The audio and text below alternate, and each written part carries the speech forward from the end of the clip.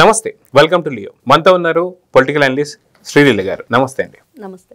జగన్ టూర్లో చాలా దారుణమైనటువంటి మాటలు మాట్లాడుతున్నాడు. ఏంటి అంటే గంజాయి బ్యాచ్కి సంబంధించినటువంటి ఎవరైతే జాన్ విక్టర్ ఇంటికి వెళ్ళినటువంటి జగన్మోహన్ రెడ్డి తనని కింద పడేసి కొట్టారని, రోడ్డు మీద కూర్చోబెట్టి కొట్టారని చెప్పి జగన్ మాట్లాడుతున్నటువంటి సందర్భంలో ఆయన ఏం మాట్లాడాడనేది ఒకసారి మీకు వినిపిస్తాను. ఇదే చంద్రబాబు నాయుడు మీద 24 కేసులు ఉన్నాయి. చంద్రబాబు నాయుడు మీద 24 కేసులు ఉన్నాయని చెప్పి చంద్రబాబు నాయుడు గారిని నడి రోడ్డు మీద తీసుకొని వచ్చి తల్లడం ధర్మమే అవుతుందా అని అడుగుతా ఉన్నా. సో దీనికి మీరు చెప్పే సమాధానం? ఇక్కడ జగన్మోహన్ రెడ్డి మరి ఈ మధ్య కాలంలో ఎక్కడ చూస్తున్నా కూడా మనం చూస్తున్నాం, ఈ పెద్ద సైకో కోసం పిల్ల సైకోలు చేసిన వీరంగం. మొన్న చిన్న పిల్లాడి చేతిలో సైకిల్ లాగేసుకొని ఏ విధంగా వీళ్ళు ధ్వంసం చేశారు. మరి చూస్తే వీళ్ళు చేస్తున్న వీరంగం, వీళ్ళు చేస్తున్న మాటలు ఇవన్నీ వింటున్న తర్వాత ఈ రోజున జగన్మోహన్ రెడ్డి గారు ఏం చెప్తున్నారంటే, మరి ఎవరి మీద కేసులున్నా కొడతారా అని అంటున్నారు. బాగానే ఉంది. మరి ఫస్ట్ ఎవరిని కొట్టాలి అంటే మరి వైఎస్ఆర్సీపీ పార్టీ అధినేత జగన్మోహన్ రెడ్డి గారిని కొట్టాలి. 1 రోజు 2 రోజులు కాదు. మరి రాష్ట్రం అంతా ఈ రోజున ఇతను పర్యటిస్తాను జిల్లాల వారీగా అంటున్నాడు కదా, అలానే జిల్లాల వారీగా ఇతన్ని పోలీసులు అందరూ కూడా అరెస్ట్ చేసి ఏ విధంగా కొట్టాలి. ఎందుకంటే ఎన్ని కేసులు ఉన్నాయి. వీళ్ళు మరి అధికారంలో రాకముందు నుంచి వాళ్ళ నాన్న అధికారంలో ఉన్నప్పుడు ఎన్ని విధాలుగా దోచుకున్నారు, ఎన్ని కేసులు ఉన్నాయి, 1, 2 ఈ రోజున చూస్తూ పోతే మరి లా స్టూడెంట్లు బుక్లో కూడా ఇతని గురించి ఎన్ని సెక్షన్ల కింద ఏ నేరాలు చేశారనేది కూడా పాఠ్యాంశంగా పెట్టారని మనం చూసాం. మరి అట్లాంటి వ్యక్తి మరి జగన్మోహన్ రెడ్డి గారు ఈ రోజున ఈ విధంగా మాట్లాడటం, మరి అదేవిధంగా ఇట్లాంటి ఏదైతే ఈ గంజాయి బ్యాచ్కి సపోర్ట్గా ఉంటూ వాళ్ళని నడి రోడ్డు మీద చెప్పి కొట్టారని చెప్పేసి చంద్రబాబు నాయుడు గారి మీద కూడా కేసులు ఉన్నాయని మాట్లాడటం, ఈ రోజున జగన్మోహన్ రెడ్డి గారు ఏం చెప్పాలనుకుంటున్నారు. మరి అదేవిధంగా చూస్తే అవినాష్ రెడ్డి, మరి అతని మీద ఎన్ని కేసులు ఉన్నాయి. మరి సొంత బాబాయిని ఏ విధంగా మరి నరికి చంపారు. మరి మీ చెల్లెలే చెప్పింది కదా గొడ్డలతో నరికి చంపారని. మరి మిమ్మల్ని ఏం చేయాలి ఈ రోజున అలా ఆ విధంగా చెప్పుకుంటూ పోతే మరి ఏ రోజున అరెస్ట్ చేశారు అవినాష్ రెడ్డిని, ఎప్పుడు విడుదల చేశారో తెలియదు, ఎప్పుడు అరెస్ట్ చేశారో తెలియదు. మరి అతని తండ్రి భాస్కర్ రెడ్డి, అతని మీద ఎన్ని కేసులు ఉన్నాయి. ఈ రోజున మరి ఏదైతే మద్యం కుంభకోణం జరుగుతుందో దాంట్లో చెప్తుంది ఎవరి పేర్లు, భారతీ రెడ్డి, జగన్మోహన్ రెడ్డి పేర్లు. మరి అవినాష్ రెడ్డి పేరు వినిపిస్తుంది, భాస్కర్ రెడ్డి పేరు వినిపిస్తుంది. వీళ్ళందరూ కూడా 1, 2 ఈ రోజున చెప్పుకుంటూ పోతే వీళ్ళు చేసిన ఆగడాలు, వీళ్ళు చేసిన అకృత్యాలు అసలు ఎక్కడా కూడా మిమ్మల్ని కొట్టినా కూడా ఆ విధంగా మీకు సిగ్గురాదు, మీరు ఈ విధంగానే ప్రవర్తిస్తారు, పోలీసులు కూడా ఈ రోజున మిమ్మల్ని క్షమించకూడదు అనే రీతిగా వీళ్ళు దిగజారిపోయి ప్రవర్తించిన తీరు. మరి పోలీసులను కూడా బెదిరిస్తున్నాడు కదా జగన్మోహన్ రెడ్డి. మళ్ళీ నేను వస్తాను, సినిమా చూపిస్తాను, మీ బట్టలోడ తీస్తాను, 7 సముద్రాల అవతలున్నా కూడా లాక్కొస్తానని చెప్తున్నారు. మరి ఎందుకు మీరు అలా మాట్లాడుతున్నారంటే పోలీసుల మీద మీకు కక్ష. ఎందుకంటే మీ మీద కేసులు ఉన్నాయి కదా, మిమ్మల్ని రేపు కొడతారని చెప్పేసి ముందే నేను కొడతానని చెప్తున్నారు. భయభ్రాంతులకు గురి చేస్తున్నారు.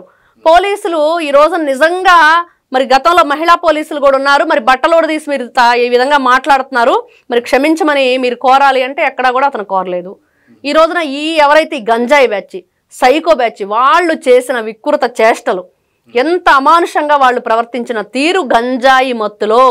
మరి జగన్మోహన్ రెడ్డి గారు అధికారంలో ఉన్నప్పుడు యువకుల్ని ఈ విధంగా మద్యానికి గంజాయికి బానిసలను చేసి వాళ్ళని రౌడీలుగా తయారు చేసి ఎక్కడ కూడా మరి యువతకి తను ఇచ్చిన భరోసా ఏంటంటే ఎక్కడా లేదు, గంజాయే భరోసాగా ఇచ్చాడు. మరి గంజాయే భరోసాగా ఇచ్చాడు, రౌడీయిజాన్ని ఇతను హామీగా ఇచ్చాడు. జగన్ భరోసా నేను గ్యారంటీ అన్నాడు కదా, జగన్ గ్యారంటీ అని. మరి జగన్ గ్యారంటీలు ఇలానే ఉన్నాయి. మరి జగన్మోహన్ రెడ్డి ఆ రోజున ఎవరిని పెంచి పోషించాడు అంటే రౌడీయిజాన్ని పెంచి పోషించాడు. వీళ్ళు ఎంత రాక్షసత్వంగా, ఎంత దారుణం, కానిస్టేబుల్ మీదే వీళ్ళు అటాక్ చేయబోయారంటే మరి గతంలో వీళ్ళు చేసినవి ఎన్ని రకాలుగా ఈ రోజున చూస్తూ ఉంటే ఎంత మంది మీద వీళ్ళు దారుణంగా వీళ్ళు తెగబడ్డారు. వీళ్ళ వికృత చేష్టలు, చేతిలో ఏది ఉంటే అది తీసుకొని కొట్టడం, బండి మీద వెళ్లే వాళ్ళ మీద కూడా దాడి, అక్కడున్న షాపుల మీద కూడా దాడి చేసి అక్కడున్న వాటిని వాళ్ళకి ఇష్టమైనవి తెచ్చుకోవటం, తినటం, తాగటం, ఇదే వాళ్ళ పని. గూండాల్లాగా రౌడీ షీటర్లు అనమాట. వీళ్ళందరి మీద ఎన్ని కేసులు ఉన్నాయి ఈ రోజున. మరి ఇట్లాంటి వ్యక్తుల్ని పెంచి పోషిస్తున్న జగన్మోహన్ రెడ్డి గారు మతి భ్రమించి చలించి ఈ రోజున నారా చంద్రబాబు నాయుడు గారి మీద కూడా కేసులు ఉన్నాయి. మరి అతను కూడా ఈ విధంగా ఆయన కూడా కొడతారని అడుగుతున్న ఇతని దిగజారుడు నీచ రాజకీయాన్ని ఏ విధంగా చూడాలి. మరి ఎస్సీలు కాబట్టి ఎస్టీలు కాబట్టి ఈ విధంగా మీరు రౌడీయిజం చేశారు, నడి రోడ్డు మీద కొట్టారు అంటే వాళ్ళు నడి రోడ్డు మీద ఏ విధంగా ప్రవర్తించారు, ఎంతమందిని ఇబ్బంది పెట్టారు. మరి అట్లాంటి వ్యక్తుల్ని ఆ విధంగా చేయటం వల్ల ఏం జరిగిద్దంటే అక్కడున్న ప్రజల్లో భయం పోయిద్ది. మరి అదేవిధంగా వీళ్ళకు భయపడుతున్న వాళ్ళు ఎవరైతే ఉంటారో వీళ్ళకు కూడా తెలుస్తుంది కదా, మేము గతంలో ఇలా చేశాం కాబట్టి వాళ్ళ ముందే మమ్మల్ని పోలీసులు ఈ విధంగా శిక్షిస్తే వీళ్ళు కూడా రెండోసారి అంత దౌర్జన్యం చేయలేరు, ఖచ్చితంగా తగ్గుతారు అనేది ప్రజల్లో నెలకొల్పడం కోసం, వాళ్ళకి ధైర్యాన్ని ఇవ్వటం కోసం పోలీసులు చేశారు.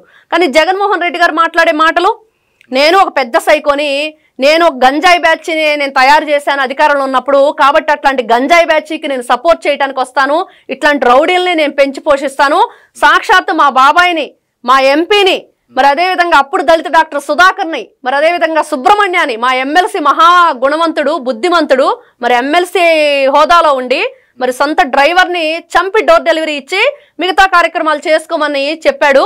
మరి ఇట్లాంటి వాళ్ళందరూ కూడా నా చుట్టూతా ఉంటారు, ఇలాంటి వాళ్ళంటేనే నాకు ఇష్టం.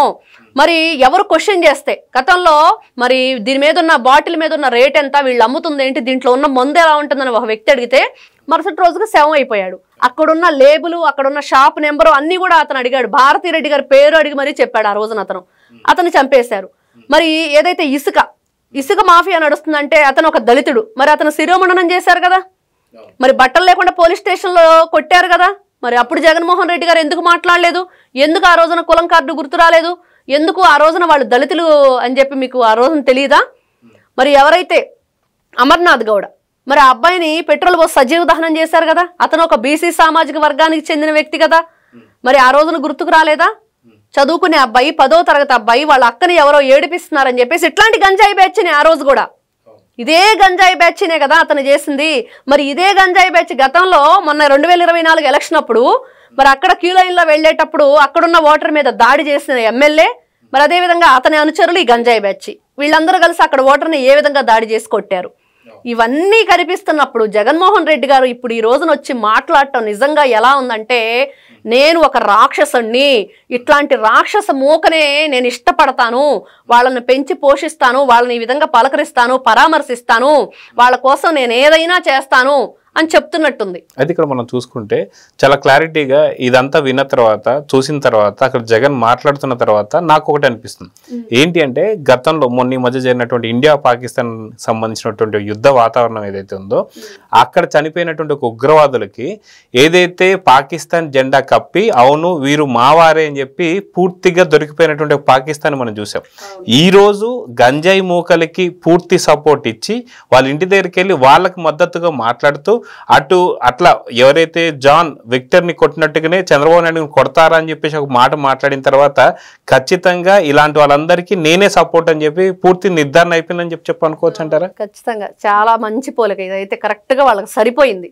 నిజంగా పాకిస్తాన్ ఉగ్రవాదులు ఏ విధంగా ఉన్నారో రాష్ట్రంలో కూడా వైఎస్ఆర్సీపీ పార్టీ ఉగ్రవాదులు వీళ్ళంతా అలాంటి ఆలోచనలు చేస్తున్నారు. మరి అలాంటి ఉగ్రమూకల్ని వీళ్ళు తయారు చేస్తున్నారు. ఎంత దారుణం! వీళ్ళు చేసింది ఏంటి? ఇక్కడ వాళ్ళని ఎందుకు ఈ విధంగా జగన్మోహన్ రెడ్డి గారు పెంచి పోషిస్తున్నారు? ఈ రోజున అక్కడున్న వాళ్ళల్లో ఆ గంజాయి బ్యాచ్ లో ఒక అతని తల్లి చెప్తుంది, మా అబ్బాయి అసలు ఎటువంటి కేసులు లేవు, ఏయో చిన్న చిన్నవి ఫ్రెండ్స్ కొట్టుకుని ఉన్నాయి, మరి 4-5 సంవత్సరాల నుంచి హైదరాబాద్ లో ఉంటున్నాడు, వాయిదా మీద వచ్చాడని చెప్తుంది. మంచివాడంటుంది, ఎటువంటి కేసులు లేవంటుంది, మరి ఎవరితో గొడవ పడడని చెప్తుంది, మళ్ళీ వాయిదా కోసం వచ్చాడని చెప్తుంది ఆవిడే. అంటే జగన్మోహన్ రెడ్డి గారు స్క్రిప్ట్ సరిగ్గా రాసివ్వలేదేమో. మరి ఈ రోజున జగన్మోహన్ రెడ్డి గారు ఏదైతే అక్కడ తెనాలి సాక్షిగా మాట్లాడుతున్నాడో అక్కడ కూడా మరి వెనక నుంచి బై బై జగన్ అని చెప్పి చెప్తున్నారు. అంటే నువ్వు ఇంకా అవసరం లేదు, నువ్వు మాట్లాడాల్సిన పని లేదు, మరి ఇదంతా కూడా కుల రాజకీయం కోసం, నీ రాజకీయ లబ్ధి కోసమే నువ్వు వచ్చావు తప్పించి ఎవరిని ఉద్ధరించడానికి కాదు, గంజాయి బ్యాచ్ని పెంచి పోషించడానికి నేనున్నాను, కాబట్టి మీరు ఏదైనా చేయండి, మీ రౌడీయిజం, రాక్షసత్వం, మరి ఇలాంటివన్నీ కూడా మీరు పెంచి పోషించండి అని చెప్పినట్లే ఉంది జగన్మోహన్ రెడ్డి గారు. అదిగాక చూసుకుంటే దాదాపు ఈ ఇన్సిడెంట్ జరిగి 1 వారం పైనే అవుతుంది.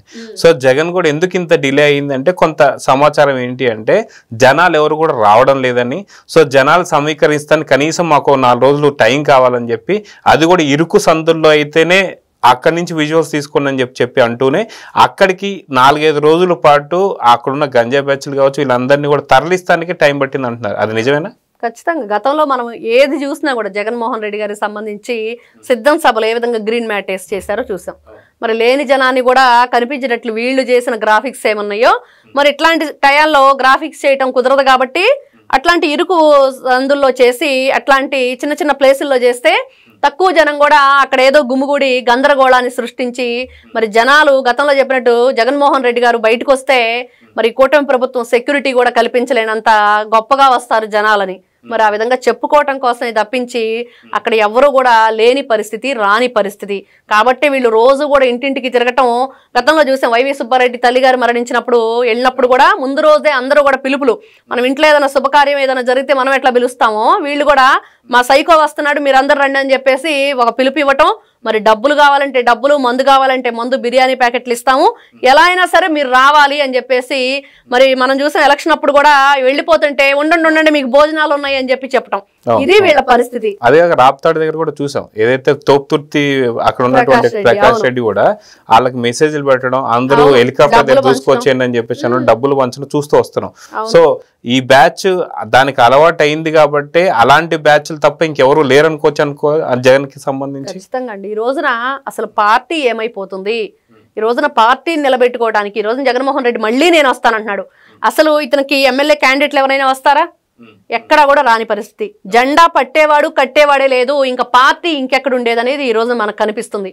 ముందు వీళ్ళ మీద ఉన్న కేసులు, వీళ్ళు చేసిన నేరాలు, ఘోరాలు, ఎన్ని విధాలుగా రాష్ట్రాన్ని కొల్లగొట్టారు, మరి ఎన్ని విధాలుగా దోచుకున్నారు, ఎంతమంది ప్రాణాలు తీశారు అన్యాయంగా, అక్రమంగా. మరి డాక్టర్ సుధాకర్ లాంటి వాళ్ళు కానివ్వండి, మరి సుబ్రహ్మణ్యం లాంటి వాళ్ళు కానివ్వండి, అమర్నాథ్ గౌడ లాంటి వాళ్ళు కానివ్వండి, ఈ రోజున త్రిపులార్ గారు, రఘురామకృష్ణరాజు గారు డిప్యూటీ స్పీకర్, మరి ఆయన మీద ఎంత భయంకరమైన దాడికి పాల్పడ్డారు, ఎంతమంది దాంట్లో శిక్షకి ఈ రోజున అర్హులుగా ఉన్నారు. ఇవన్నీ చూస్తూ ఉంటే వీళ్ళు చేసే కార్యక్రమాలు ఏమైనా కూడా మరి ఇట్లాంటి జనాలను సమీకరణ చేసుకోవటానికి, అందుకని నెలల తరబడి చెప్తూ ఉంటాడు జగన్మోహన్ రెడ్డి పదే పదే, నెక్స్ట్ మంత్లో ఎప్పుడో చేస్తానో, 2 నెలల తర్వాత చేస్తాను, లేకపోతే 4 నెలల తర్వాత చేస్తానని. కానీ వీళ్ళు అతి త్వరలోనే జైలుకు మాత్రం వెళతారు. చేసిన తప్పులు ఊరుకోవు. ఈ రోజున వీళ్ళు మామూలు పాపాల చేసింది ఘోరాతి ఘోరమైన నేరాలంటే వాటికి క్షమాభిక్ష కూడా లేనటువంటి విధంగా చేశారు. కాబట్టి ఇట్లాంటి వ్యక్తులు మరి పెద్ద సైకో, ఈ పిల్ల సైకోలు సపోర్ట్ చేయటం కోసం వచ్చింది దీన్ని నిజంగా సైకోల సమావేశం అని చెప్పుకోవచ్చు. సో చూద్దామండి, ఖచ్చితంగా జగన్ కోరుకున్నట్టుగా నిజంగా వైసీపీ నాయకులను ఒక్కొక్కరిని కొట్టాలనుకుంటే సంవత్సరాల తరబడి కొట్టాల్సి వస్తుంది. సో చూద్దాం ఏం జరుగుతుందో. వాస్తవానికి పాకిస్తాన్ ఏదైతే ఉగ్రవాదులకి షెల్టర్ ఇస్తున్నట్టు నిరూపణ అయిందో, ఈ రోజు కంప్లీట్ గా జగన్ ఎవరి పక్షాన ఉంటుండేది నిరూపణ అయితే అయిపోయింది. సో చూద్దాం జరగబోతుందో. నమస్తే. Please subscribe to Leo News for more videos.